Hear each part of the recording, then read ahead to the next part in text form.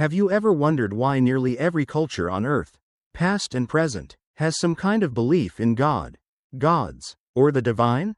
From ancient tribal rituals to the world religions of today, humans everywhere have carried within them an idea of something greater, transcendent, beyond themselves. Whether it's the Great Spirit of Native Americans, the Brahman of Hinduism, the Tao of Chinese philosophy, or the God of Abraham in Judaism, Christianity, and Islam, this universal instinct points to a fascinating mystery.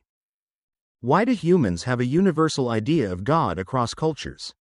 Is God simply a cultural invention, a projection of human hopes and fears onto the sky?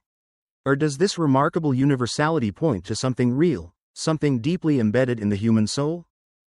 In this video, we'll explore anthropology, psychology, philosophy, and theology to uncover why humans across time and space have always carried a universal idea of God. 2. Anthropological evidence. Let's begin with anthropology, the study of human societies and their beliefs. When anthropologists and historians study the earliest human civilizations, they consistently find evidence of worship, ritual, and belief in higher powers. Ancient Egypt. The Egyptians worshipped Ra, the sun god, Osiris, the god of the underworld, and many others. Their entire society was built around the idea of divine order, known as Ma'at. Mesopotamia. The Sumerians believed in gods who controlled the forces of nature, Anu, the god of the sky, Enlil, the god of wind, Inanna, the goddess of love and war. Temples and ziggurats dominated their cities. Ancient Greece. Zeus, Athena, Apollo, the pantheon of gods reflected human passions and cosmic forces. Even the philosophers, like Plato and Aristotle, argued for a higher divine reality beyond the myths. India. The Vedas described Brahman, the ultimate reality, and countless deities embodying different aspects of divine truth. China. From the earliest dynasties, people offered sacrifices to Shangdi, the supreme god, and later revered Tian, heaven, as the highest authority. Africa. Across the continent, tribes recognized a supreme being, often distant but real, alongside spirits of nature and ancestors. Indigenous Americas. Native tribes spoke of the Great Spirit, a universal presence guiding life. What's fascinating is not just the variety of gods, but the shared instinct. Even in remote, isolated tribes with no contact with the wider world, anthropologists almost always find some concept of the divine. In fact, anthropologist Mircea Eliade argued that religion is a fundamental structure of human existence, not a later cultural addition, but part of what it means to be human. So from the very beginning, humanity has carried within itself a sense of the sacred. But why? 3. Psychological and evolutionary explanations. Modern psychology and evolutionary science offer some explanations. One theory is that belief in God evolved as a survival mechanism. Early humans faced a dangerous world filled with uncertainty, predators, disease, storms, famine. Believing in higher powers gave them a sense of order, meaning, and control. If you think a storm is the anger of a god, you may avoid reckless behavior. If you think your tribe is being watched by a divine spirit, you may act more morally, strengthening social bonds. In this sense, religion may have given evolutionary advantages. It promoted cooperation, discouraged selfishness, and helped societies survive. Psychologists also note that humans are wired with what some call the God-shaped hole. We naturally look for patterns, causes, and intentions. When we hear a noise in the forest, our brain assumes an agent, someone or something caused it. This hyperactive agency detection might have predisposed humans to believe in spirits and gods. Beyond survival, belief also meets deep existential needs. To make sense of suffering, to face the mystery of death, to give meaning to life. Sigmund Freud saw religion as wish fulfillment, a projection of the father figure we long for. Karl Marx called it the opium of the people, soothing human pain. But others, like Viktor Frankl, argued that meaning is essential to human life, and faith provides that meaning. So psychologically, belief in God is universal because it resonates with the deepest layers of human nature. But does this mean God is only in our heads? Or could these instincts themselves be clues pointing to a real transcendent source? 4. Philosophical reflections. Now let's turn to philosophy. Philosophers have long asked, if nearly all humans believe in God, what does that say about reality? Aristotle reasoned that everything in motion must have a cause. But the chain of causes cannot go back forever. There must be a first mover, unmoved itself, which gives motion to everything else. For him, this first mover was divine. Saint Thomas Aquinas later developed the famous 5 ways of proving God's existence. One of them is the argument from universal consent, if belief in God is found in all cultures, across all times, it cannot simply be a coincidence. Humans everywhere are drawn to the idea because it corresponds to something real. Philosopher C.S. Lewis put it this way: creatures are not born with desires unless satisfaction for those desires exists. A baby feels hunger. Well, there is such a thing as food. A duckling wants to swim. Well, there is such a thing as water. If I find in myself a desire which no experience in this world can satisfy, the most probable explanation is that I was made for another world.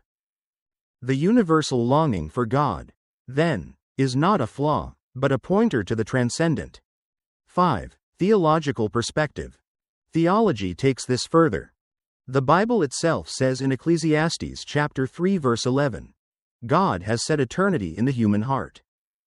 Saint Augustine, one of the greatest Christian thinkers, wrote in his Confessions, "You have made us for yourself, O Lord, and our hearts are restless until they rest in you."